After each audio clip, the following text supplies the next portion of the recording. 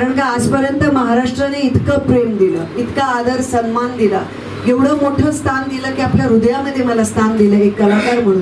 तुमचं काश्मीरशी एक वेगळं नातं आहे. 370 हटवल्यावर तुमची काय प्रतिक्रिया?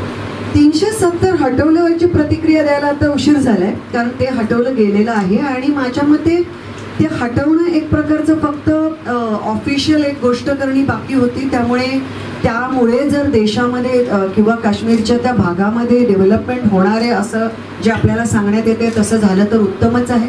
प्रश्न फक्त 370 हटवण्याचा नाही आहे, ते ज्या प्रकारे हटवलं गेलं ते आहे. ते फार म्हणजे माझे शब्द तुम्हाला तीव्र वाटतील कदाचित, पण अमानुष पद्धतीने केले गेले. आणि आज तुम्ही विचारले म्हणून सांगते, माझ्या तिथे सासू सासरे राहतात, दोघांनाही अत्यंत डायबेटीस आहे, हाय ब्लड प्रेशर आहे.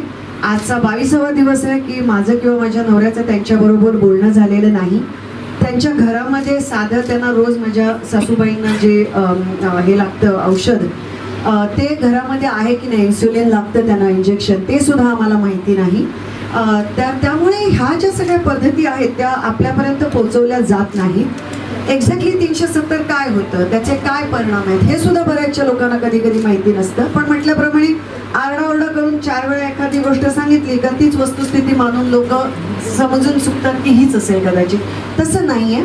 त्यामुळे देवाकडे एक भारतीय म्हणून मी एवढी प्रार्थना करू शकते की जे काही सांगितले गेले ते खरोखरच ते विकास व्हावे तिथे, आणि लवकरात लवकर हे जे कम्युनिकेशन शटडाउन आहे ते लवकरात लवकर हटवावं.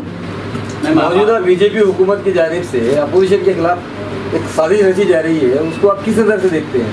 उसकी वजह से कांग्रेस के या राष्ट्रवादी के नेता दबाव में या डरे हुए नजर आ रहे हैं क्या? मुझे लगता है नेता, ये जो वर्ड है ना, ये जो शब्द है, उसके साथ डर और दबाव जाना नहीं चाहिए. एक अगर आइडियल सी दुनिया देखे तो मुझे लगता है कि जो गलत वक्त पे अपने विचार बदलते हैं, अपनी सोच बदलते हैं, वो उनको मुबारक हो. बाकी मुझे लगता है नेता बनने के लिए सबसे बड़ी चीज़ अपने आप के विश्वासों पे, विचारों पे अटल बने रहना, ये सबसे बहुत महत्वपूर्ण बात होती है. और इस विचार पे चलकर मैं अपनी ज़िंदगी जी हूँ और अपना आगे का भी करियर बनाना चाहती हूँ. बाकी मुझे लगता है अगर ऐसा है तो बहुत दुख भरी बात है, क्योंकि एक लोकशाही तंत्र में ये बहुत गलत बात है. लेकिन ये तो है कि आप नेताओं की बात क्यों कर रहे हैं. आज हम मीडिया की भी अगर बात करें तो मीडिया को मैंने स्पेशल शुक्रिया कहा था जब मेरा कैंपेन ख़त्म हुआ, क्योंकि मुझे उन्होंने बहुत, हालांकि आए वो अलग विचारों से थे, ये सोचकर कि ये देखने और जांच करने की मैं कितनी सूझबूझ रखती हूँ राजनीति की, लेकिन वो मेरी थोड़ी बहुत सूझबूझ समझने के बाद उन्होंने मेरा काफ़ी सहकार्य दिया. लेकिन दुख के साथ कहना पड़ रहा है कि मीडिया भी बहुत हद तक दबाव में है. जो उनको प्रोजेक्ट करना चाहिए वो करने के बजाय जो कहा जाता है वो शायद कुछ हद तक कर रहे हैं. तो मुझे लगता है ये जो एक वातावरण है वो बहुत हद तक हर एक क्षेत्र में समाज के दिखाई दे रहे हैं. ये वस्तुस्थिति, इसे हम कोई भी नकार नहीं सकते. क्योंकि जो लोग आते हैं उसके लिए एक ही रूल नहीं बन सकता. जहाँ पे इंसानों की बात होती है, हर जगह पे 1 किलो मतलब 1000 ग्राम नहीं होता. तो हर इंसान अपनी अलग शख्सियत, विचार लेकर आता है. तो मुझे लगता है, मुझे बहुत अभिमान है ये बात कहने के लिए कि जो मेरा कैडर रहा है, जो मेरे कार्यकर्ता, जो मेरे साथ लोग जुड़े हैं, वो आज भी, कुछ मेरे साथ भी आए हैं यहाँ पर, बम्बई से लेकर गाड़ी से आए हैं. वो इस वजह से जुड़े हैं कि कहीं ना कहीं मुझ में उन्होंने वो काम करने की, वो उन तक पहुँचने की, उनके थ्रू लोगों तक पहुँचने की एक तरह की विचार देखे हैं, और वो जो सही विचारों को आगे लेकर जाने की एक सोच देखी है. तो मुझे लगता है कि हर एक व्यक्ति का अपना अपना ये होता है. अगर मैं अपने रूम में बैठ के उनसे अगर काम करवाती और कुछ करती ही नहीं तो शायद उनका ये मानना सही होगा. लेकिन मैं खुद ये कोशिश करूँगी कि मेरे साथ यहाँ पर और हर जगह जो कार्यकर्ताओं ने काम किया, उनमें से जो भी जिनको भी चाहिए उनको आगे आने की मैं खुद कोशिश करवाऊंगी कि वो आगे आए. क्योंकि कुछ लोग धारा के साथ बहते हैं और कुछ लोग विचारधारा के साथ बहते हैं, और मैं विचारधारा के साथ खड़ी रहने वाली व्यक्ति हूँ. मैं धारा में तो इस भी नहीं बहूँगी, उस भी नहीं.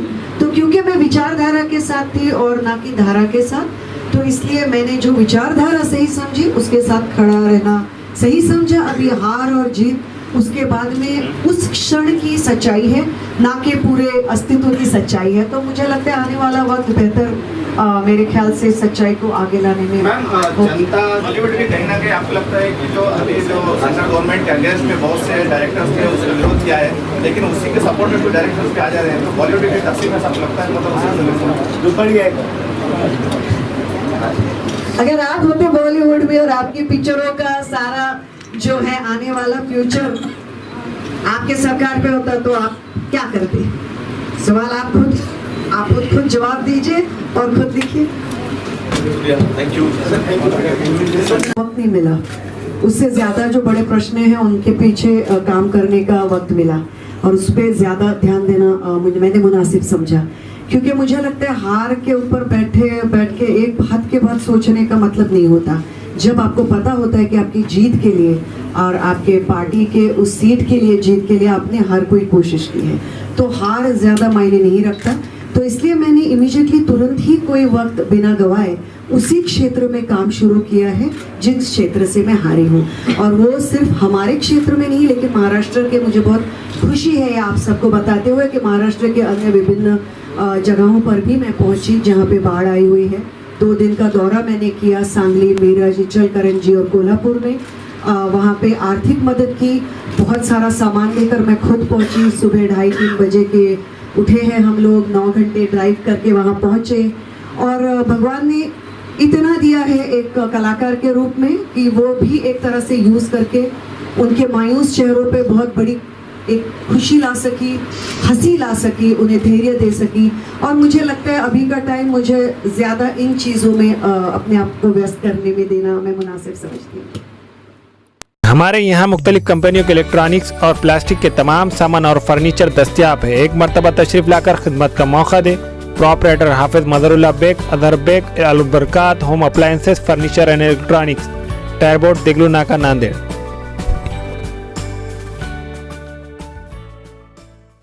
Nanded Urdu news YouTube channel को सब्सक्राइब जरूर करें और बेल आइकन को क्लिक करें। बेल आइकन को क्लिक करने से होगा ये कि आपको लेटेस्ट न्यूज़ अपडेट की नोटिफिकेशन मिलती रहती है।